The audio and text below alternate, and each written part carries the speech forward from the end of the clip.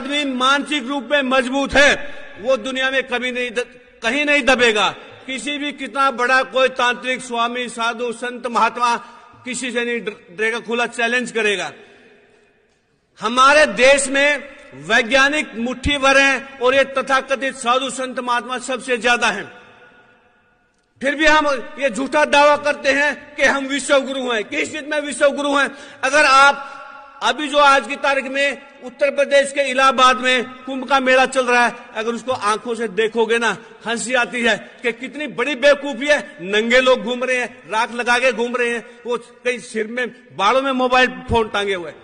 विज्ञान का प्रयोग करते हैं लेकिन पाखंड का कितना दिखावा करते हैं। वो राजशाही यात्रा, शाही यात्रा, पेशवा यात्रा और घोड़े, गधे, हाथी पे नंगे बैठ के चल रहे हैं। क्या दुनिया में हमारा मजाक नहीं हो रहा? अगर वो पैसा विज्ञान और टेक्नोलॉजी में लगाया जाता, क्या बड़े बड़े वैज्ञानिक तैयार नहीं होते? क्योंकि हमारे धरातल पर वैज्ञानिक तैयार नहीं किए जाते, पाखंडी तैयार किए जाते हैं, बाबे मोड़े तैयार किए जाते हैं और वो देश की जनता को नशा करना सिखाते हैं। सारे के सारे बलात्कारी मिलते हैं। अगर आप देखो दक्षिण भारत के मंदिरों में जितने पुजारी बैठे हैं 100% सारे के सारे बलात्कारी हैं। देवदासी प्रथा हमारे पूरी दुनिया के इतिहास में देवदासी प्रथा हमारे माथे का कलंक है। दुनिया के किसी भी धर्म में छुआछूत नहीं है, केवल हिंदू धर्म में जिसके अंदर छुआछूत और मानव दुनिया की मानवता के सबसे बड़ा कलंक है। क्या हम इस कलंक पर फख्र कर सकते हैं? आज भी इस राजस्थान के हमने काफी इलाके जब सर्वे में देखे गए, हैरान रह गए। आज भी बहुत सारे देहातों में गरीब लोग किसी सामंत की हवेली के आगे अपने पांव के जूते निकालकर जूते सिर पर रख के झुक कर निकलते हैं। क्या हमारे शहीदों ने इन्हीं गुलामियों को देखने के लिए अपनी शहादत दी थी?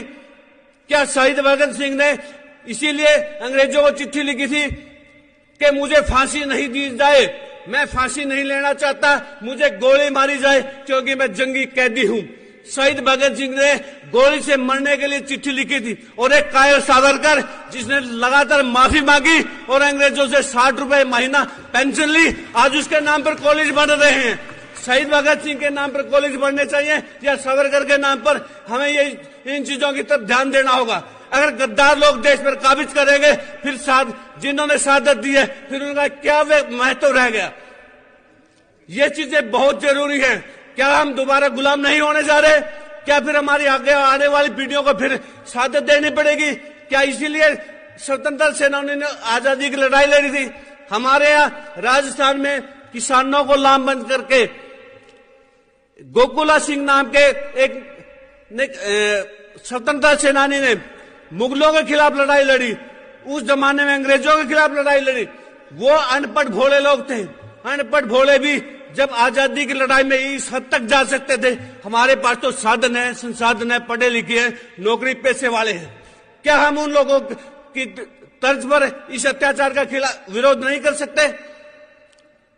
जिस देश में बच्चे भूख से मर रहे हैं वहां गणेश दूध पी जाता है। क्या ये चीजें बर्दाश्त करने लायक है? बिल्कुल भी नहीं।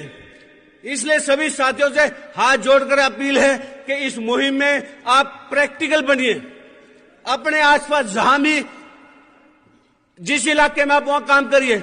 और सभी से एक बात विशेषकर कहना चाहूंगा, क्योंकि जो साथी इस लाइन में आते हैं वो सबसे ज्यादा एक चीज पे उलझते हैं, वो है भगवान का मुद्दा।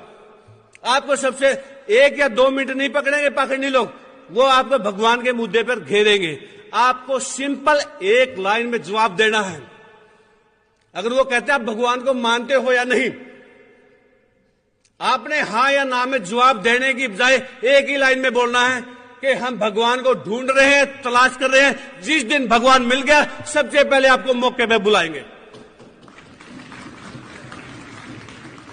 दूसरी लाइन बोलनी है, अगर भगवान आपको मिल गया आप हमारे को बुला लेना।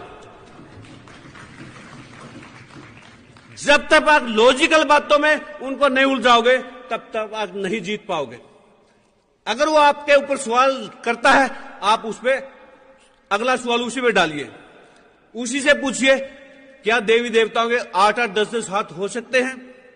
अगर 8-10 हाथ एक देवी के होंगे, वो कैसे कमीज पहनेगी, ब्लाउज पहनेगी? ये लॉजिकल बातें कीजिए। तब लॉजिकल बात करोगे तो आप जीतोगे। सवाल उन्हीं से डाल दो कि हनुमान ने सूरज मुंह में ले लिया। उन बेवकूफों से सवाल करो, धरती से सूरज 13 लाख गुना बड़ा है, 13 लाख गुना बड़ा। तो वो आदमी हनुमान फिर धरती पर रहता कैसे था? जब 13 लाख गुना बड़ा सूरज को मुंह में ले गया, तो उसका खुद का साइज तो सूरज से 16 लाख गुना बड़ा होना चाहिए ना। जब तक आप खुला चैलेंज नहीं करोगे तब तक बात नहीं बनेगी। मेरे जो शादी के कार्ड में जो कोटेशन पे लिखा था अंधविश्वास, पाखंड और प्रदूषण मुक्त शादी, इस प्रदूषण वाले मुक्त पे सबसे ज्यादा फोन आए कि हवन से कैसे प्रदूषण फैलता है। मैं लगातार फोन आने से परेशान हो गए, तैयारी चल रही थी।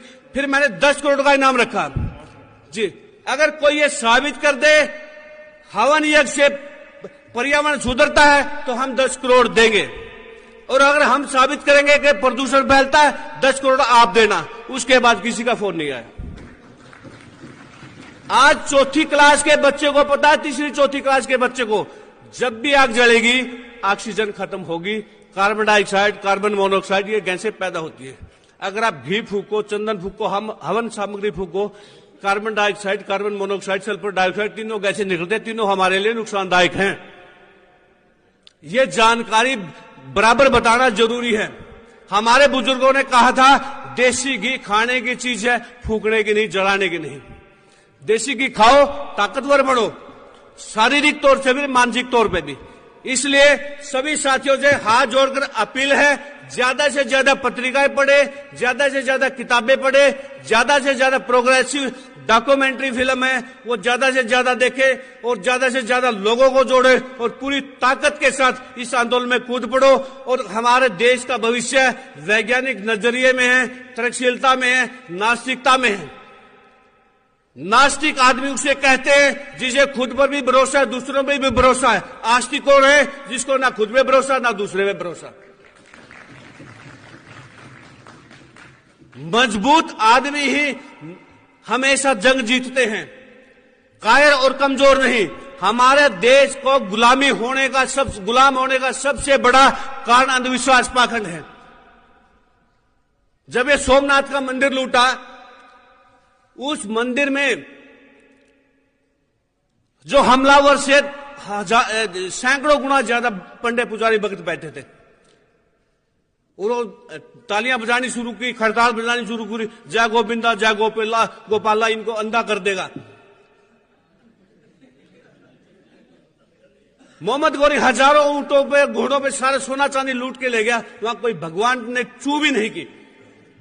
मुगलों ने पूरे देश को मार मार डंडे सीधा कर दिया। क्या कोई भगवान देवी देवता आया? नहीं आया। सारे के सारे कोने में दब गए थे। कोई भगवान नहीं आया, ना अंग्रेजों के टाइम में आया। जब यहां गरीबों पे अत्याचार होता है, कौन सा देवी देवता, कौन सा भगवान आता है?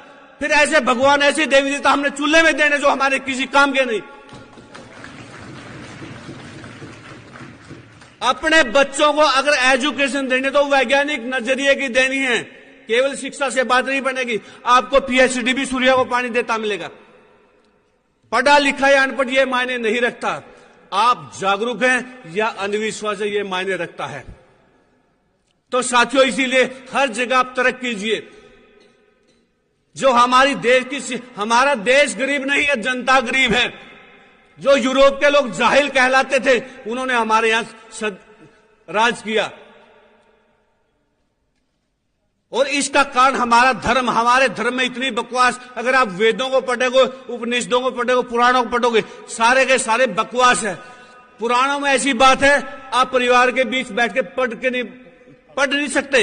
इतनी गंदी बातें हैं उनमें, पुराणों में। इसलिए हमने सारी स्टडी की है। अगर आप इनको वास्तव में पढ़ोगे, इतनी गंद भरी है।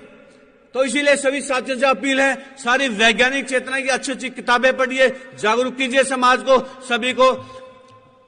जय जवान, जय किसान, जय विज्ञान, जय इंसान।